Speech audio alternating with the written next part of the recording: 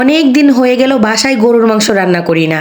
এদিকে আমার যে কি পরিমাণে গরুর মাংসের ঝোল খেতে ইচ্ছে করছে। সকালবেলা ঘুম থেকে উঠেই ফ্রিজ ঘাটাঘাটি করে দেখলাম কোনো গরুর মাংস নেই। গরুর মাংস তো দূরের কথা, মুরগির মাংসও নেই। তো কি আর করার আছে, সকালবেলা সবজি বসিয়ে দিয়েছি, সাথে কয়েকটা রুটি ভেজে নিচ্ছি। ভাবলাম যে সকালবেলা এগুলো দিয়েই নাস্তাটা করে নেই। আজকে অবশ্য মানহার স্কুলের ছুটি, কিন্তু মানহার বাবার অফিসের ছুটি নেই। সে সকালবেলায় আজকে অফিসের জন্য রেডি হয়ে যাচ্ছে। এই ফাঁকে আমি তার কাছ থেকে গরুর মাংস কেনার জন্য টাকা নিয়ে নিয়েছি। বলেছি যে একটু পর বাজার থেকে গরুর মাংস এনে দুপুরে আজকে রান্না করব, তারপর গরুর মাংসের তরকারি দিয়ে ভাত খাবো। সে বলল ঠিক আছে, নিয়ে নাও। তার আশায় বসে থাকলে বিকেল গড়িয়ে সন্ধ্যা হয়ে যাবে।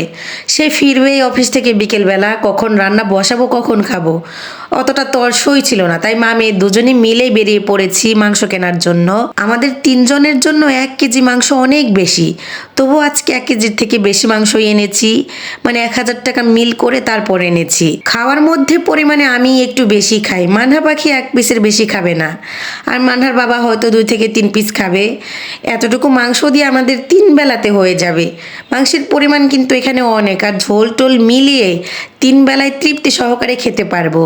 নর্মালি বাজার থেকে কম মাংস আনা হলে, মানে 1 কেজি পরিমাণের মাংস আনা হলে হাড় চর্বির পরিমাণটা একটু বেশি থাকে। আজকে আমি মাংস কিনেছি না, এই কারণে ভাগ্য ভালো, হাড় চর্বির পরিমাণটা অনেকটা কম পেয়েছি। যাই হোক, চুলায় মাংস বসিয়ে দিয়েছি। আজকে মাংসতে কোনো আলু দিব না, গরুর মাংসতে আলুটা কম দিলেই ভালো, কারণ আলু দিলে দেখা যায় ঝোলটা কেমন যেন টেনে যায়। কিন্তু আমার বাসায় যে কোনো মাংস রান্না করতে গেলে আলু দিতেই হয়। মানহা পাখি তো আলু ছাড়া মাংস খাবেই না। আমিও আলু খেতে পছন্দ করি, তবে গরুর মাংসতে কেন জানি আলুটা দিতে ইচ্ছে করে না।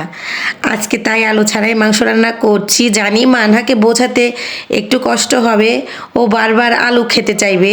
আমি বেশ কয়েকবার হাতে মশলা মাখিয়ে গরুর মাংস রান্না করেছি, তবে এরকম কষিয়ে রান্না করার মতো টেস্ট পাইনি।